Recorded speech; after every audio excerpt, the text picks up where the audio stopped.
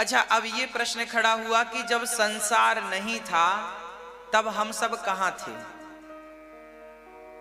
तब कहां थे हम जानते हो?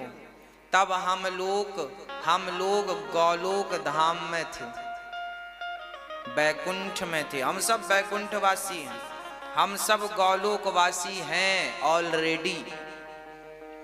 पर हम संसार में क्यों आए? इस संसार में भगवान ने हमें भेजा है, जाओ 25, 50, 100 साल जरा पृथ्वी लोक में जाकर हमारा ध्यान करो। भाई देखो ना, मंदिर में 4 कोने होते हैं। कभी हम इस कोने में खड़े होकर दर्शन करते हैं बिहारी जी का, तो कभी उस वाले कोने में खड़े हो जाते हैं। इस कोने का अलग अलग आनंद है, उस कोने का अलग आनंद है ना? कभी कभी सामने खड़े हो जाते, सामने से देखेंगे आज ठाकुर जी को। जगन्नाथ मंदिर कभी गए आप लोग? जगन्नाथ भगवान को आप सामने खड़े होकर देखेंगे तो देख ही नहीं पाएंगे।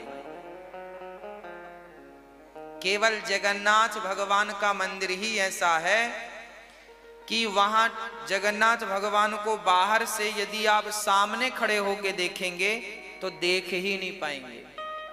फिर कहां से देखना पड़ता है? थोड़ा किनारे से, इस तरफ से, है ना? दरवाजे की जो चौखट है, गरुण स्तंभ, जगन्नाथ जी भगवान मंदिर के सामने गरुण स्तंभ है जहां ज्योत जलती रहती है। गरुण स्तंभ के भी पीछे एक दरवाजा है। उस दरवाजे, वो चौखट दरवाजा है ना, दरवाजे के किनारे जाकर के दरवाजे पत्थर में हाथ ऐसे लगा के ऐसे झांक कर देखोगे तब जगन्नाथ जी स्पष्ट दिखते हैं। बीच से देखेंगे तो दिखेंगे नहीं। चैतन्य महाप्रभु ने भी वैसे ही देखा था, पत्थर से चिपक के, तो इतना प्रेम जागा, इतना प्रेम उमड़ा कि उनके हाथ उस पत्थर में धस गए, अर्थात उनके प्रेम से पत्थर पिघल गया था। आज भी वो पत्थर वहां पर है। जिस पत्थर पर श्री चैतन्य महाप्रभु खड़े थे, वो पत्थर पिघल गया और उनके चरणों के निशान पत्थर पर अंकित हो गए। आज भी वो पत्थर वहां पर है। तो क्या अर्थ है? सामने से नहीं, थोड़ा किनारे से, किनारे से देखने का अपना आनंद है। अच्छा, मंदिर में जब आप अंदर घुस जाते हैं जगन्नाथ जी भगवान के, जब आप गर्भगृह में घुस जाते हैं तब तो फिर वहां और आनंद है। पर वहां धक्का मुक्की ज्यादा है, आप खड़े नहीं हो सकते। आप 1 मिनट मतलब 60 सेकंड खड़े नहीं हो सकते। पीछे वाला जरूर आगे की तरफ कर देगा और आगे वाला फिर इस तरफ कर देगा, चलो बाहर। सब अपना देखो, अंदर के दर्शन में भी आनंद है और बाहर से दर्शन में भी आनंद। उसी प्रकार कभी हम लोग बैकुंठ में रह के भगवान का दर्शन करते थे, उसका भी एक आनंद था। कभी हम गौलोक धाम में रहकर भगवान का दर्शन करते थे, उसका भी एक आनंद था। अब मृत्यु लोक में आकर भगवान ने कहा चलो यहाँ दर्शन करके बताओ तो जाने। यहाँ भगवान हमारे संग लुका छिपी खेल रहे हैं। हम लोगों को भी ना मैया जी, ओ मेरी माँ, हम लोगों के साथ ना भगवान लुका छिपी खेल रहे हैं। आपने कभी खेला है बचपन में लुका छिपी? खेला? हमने तो बहुत खेला है। 8-10 लोग इकट्ठे हो जाते थे और 10 छिप जाते थे और एक ढूंढता था। पहला ये, दूसरा ये, तीसरा ये, चौथा ये, पांचवा ये, छठा ये, और उसके देखे बिना किसी ने उसको पकड़ लिया तो फिर वो दाम देगा। हाँ, पकड़ लिया। भगवान का भी कभी कभी मन होता है भक्तों के संग खेलने का। गौलोक धाम में तो साथ साथ थे, बैकुंठ में भी साथ साथ थे। भगवान बोले चलो खेलने चलें। अच्छा ये बताओ, आप रहते घर में हैं, सोते घर में हैं, खाते घर में हैं, पर खेलते घर में नहीं है। खेलने के लिए अलग जगह चाहिए बड़ी सी। हम लोग गांव में जाते थे खेलने, जिसका घर खाली हो उसके घर में घुसते थे, उसके घर में खेलते थे। वो भले गाली देता रहे पर खेलेंगे तेरी घर में।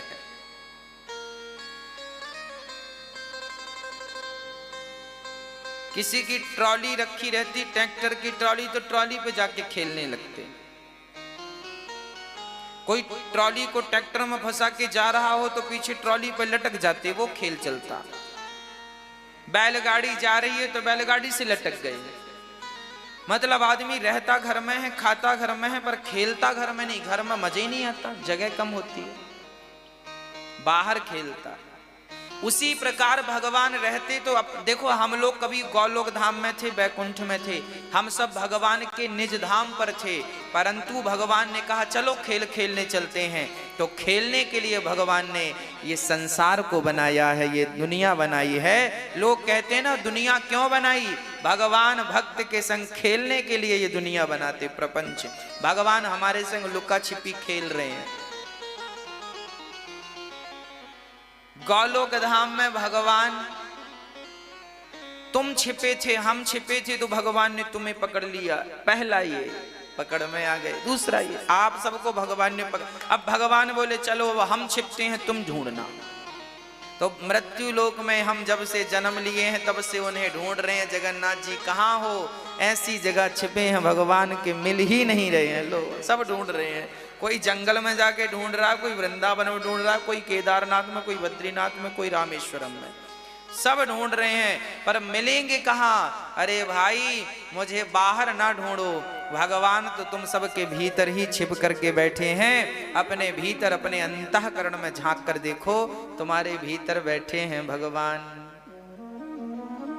ये संसार भगवान ने इसलिए बनाया है कि यहाँ भक्त के साथ भगवान रमण कर सकें, खेल सकें। और भक्त हमसे कितना प्रेम करता है।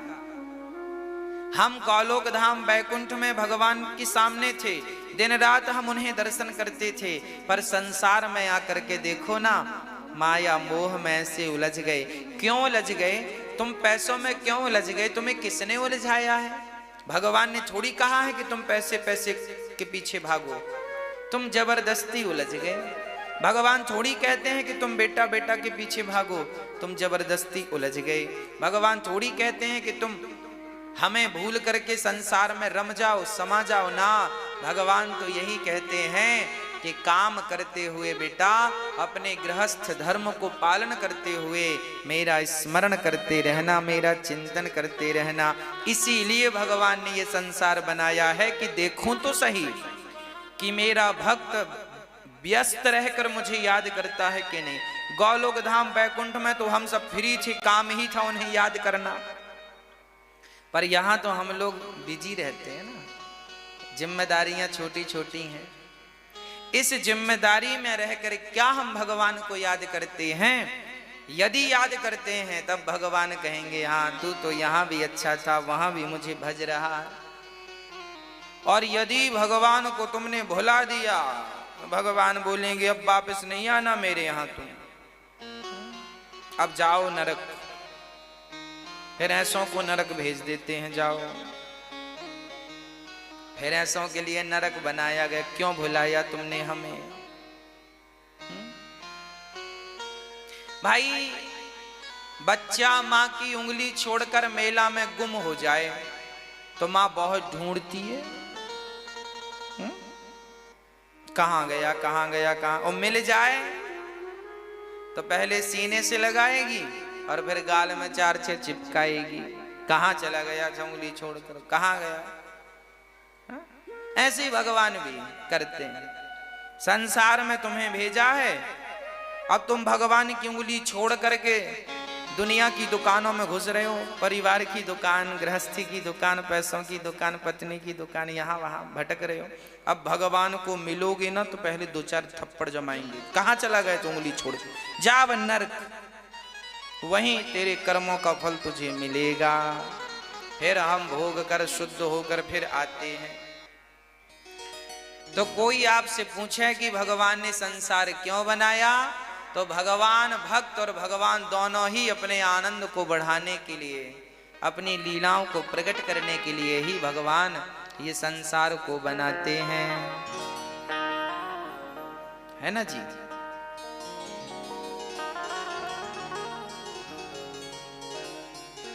तेजो वारि मृदाम यथा विनिमयो यत्र त्रिसर्गो मृषा। भगवान में तीनों गुण मृषा। कौन? सतोगुण, रजोगुण, तमोगुण। भगवान हम तो तीनों गुणों से हैं, है ना। किसी के भीतर सतोगुण की प्रधानता है, किसी के भीतर रजोगुण की, किसी के भीतर तमोगुण की।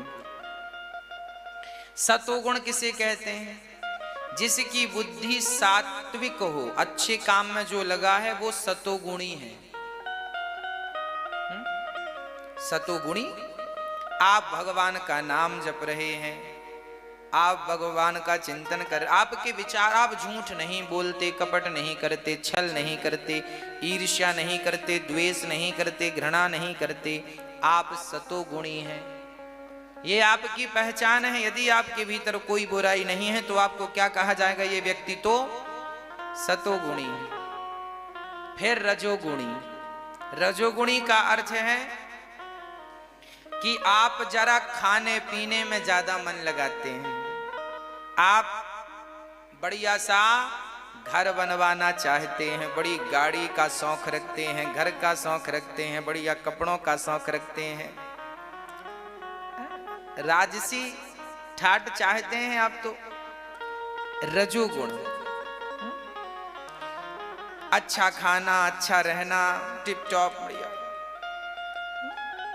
जो ज्यादा खाने में ध्यान दे, ज्यादा पैसे जोड़ने में ध्यान दे, ज्यादा पैसा आए, कहां से आए, कहां से आए, ये सब रजोगुणी लोग हैं। जोड़ रहे हैं पैसा, पत्नी चाहिए, पुत्र चाहिए, पैसा चाहिए, ये सब रजोगुणी के लक्षण हैं। तीसरा है तमोगुणी। तमोगुणी कौन? जो बस सोता ही रहे, ज्यादा सोए और ज्यादा भक्षा भक्ष खाए, कुछ भी मिले खा ले, मछली खाए, अंडा खाए, मुर्गी खाए, सब खा लेता है।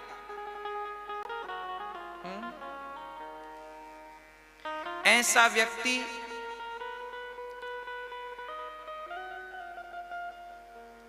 तमोगुणी है, आलसी है, सब खा लेता है। भोग प्रधान जिसका जीवन हो जाए, तमोगुणी है वो। कहते ना बड़ा तमोगुणी है, तामसी व्यक्ति है। चिड़चिड़ापन जिसके भीतर भरा है, गुस्सा जिसके भीतर भरा है, ये सब तमोगुणी के लक्षण हैं। तो हम लोगों में या तो सतगुण, सतोगुण है, या तो रजोगुण है, या तो तमोगुण है। पर भगवान कैसे हैं? भगवान त्रिगुणातीत हैं, उनमें ये तीनों गुण नहीं है। तो प्रश्न खड़ा हुआ, फिर भगवान क्या बिना गुण के हैं? बोले ना, भगवान में दिव्य गुण है। भगवान में तो दिव्याति दिव्य गुण भरे पड़े हैं। दिव्य गुणों से सुशोभित है परमात्मा। ऐसे भगवान जो सत्य स्वरूप हैं, ऐसे भगवान की हम वंदना करते हैं। सत्य स्वरूप हैं। हाँ, सत्यम परम धीमहि, सत्यम परम धीमहि। ईश्वर सत्य है। हाँ, ऐसे भगवान जो धर्मः प्रोजित कैतवोत्र परमो निर्मत्सराणां सतां वेद्यम वास्तवमत्र वस्तु शिवदम् तापत्रयोन्मूलनम्।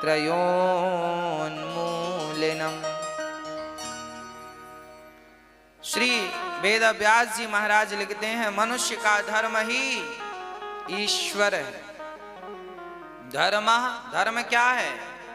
सबई पुंसाम परो धर्मो, सबकी सेवा ही परहित सरिस धर्म नहीं भाई।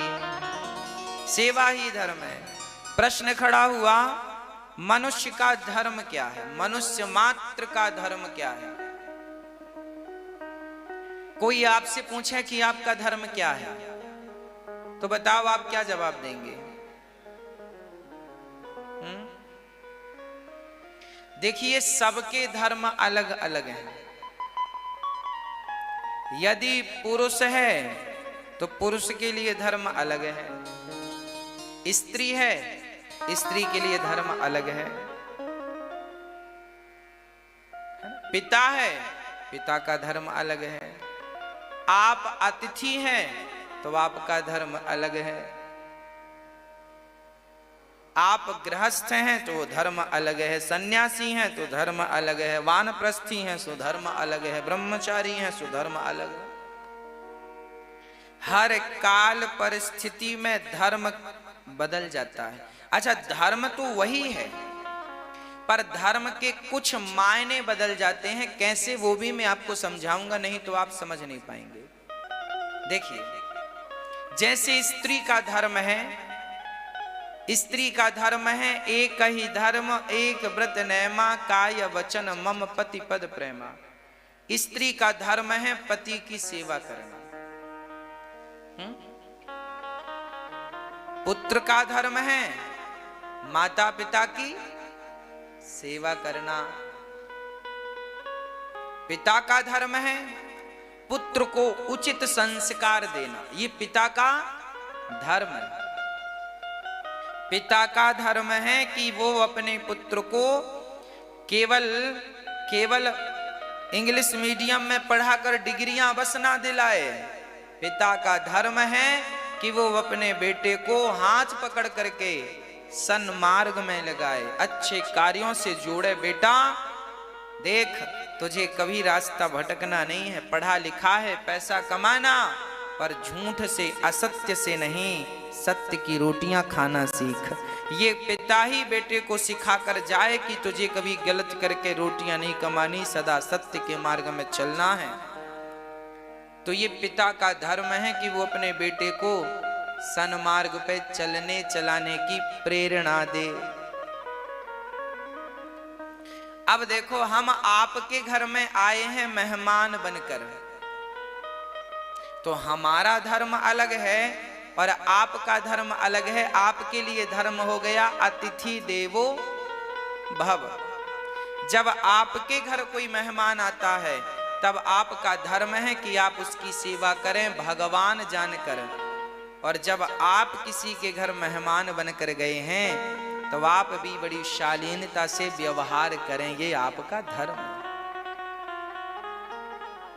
है ना। मतलब समय काल परिस्थिति पर आपको ये देखना पड़ेगा कि आप किस सिचुएशन में हैं, किस स्थिति में हैं, और आपको उस समय किस धर्म का पालन करना। क्या आपका धर्म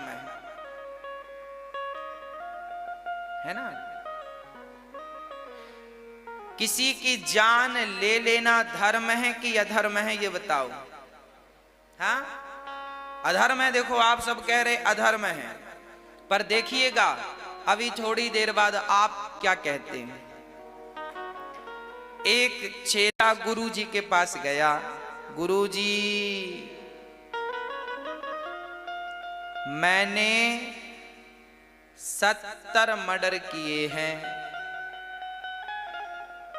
चेला गया गुरुजी के पास, गुरुजी मैंने 70 मर्डर किए हैं, बताओ मेरा उद्धार कैसे होगा। गुरुजी डर गए, राम राम, कहीं खत्तरवा मेरा ना कर डाले, इसे तो बताना ही पड़ेगा। तो गुरुजी ने एक काला झंडा दिया, सूखा बांस का डंडा दिया, बोला जा चारों धाम की यात्रा में, जिस तीर्थ में तेरा काला झंडा सफेद हो जाए और सूखा बांस हरा हो जाए, समझ लेना कि तेरे पापों से भगवान ने तुझे मुक्त कर दिया। चेला गुरु की आज्ञा का पालन करने चलो। हाँ, अब झंडा लकड़ी पर और चला, सारे तीर्थों का भ्रमण किया, सारे, बड़ा हैवी था, 70 मर्डर ऐसी थोड़ी किए होंगे उसने। एक बार वो जंगल से गुजर रहा था, तभी उसने किसी लड़की की आवाज सुनी, तुरंत दौड़ा दौड़ा गया, देखा तो 10 लोग उस लड़की को पकड़ करके उसकी इज्जत लूटने का प्रयास कर रहे थे। अब इसने कहा कि राम राम राम राम। वो 10 लोग थे, दुष्ट लोग 10 थे, वो लड़की चिल्ला रही थी, बचा लो बचा लो।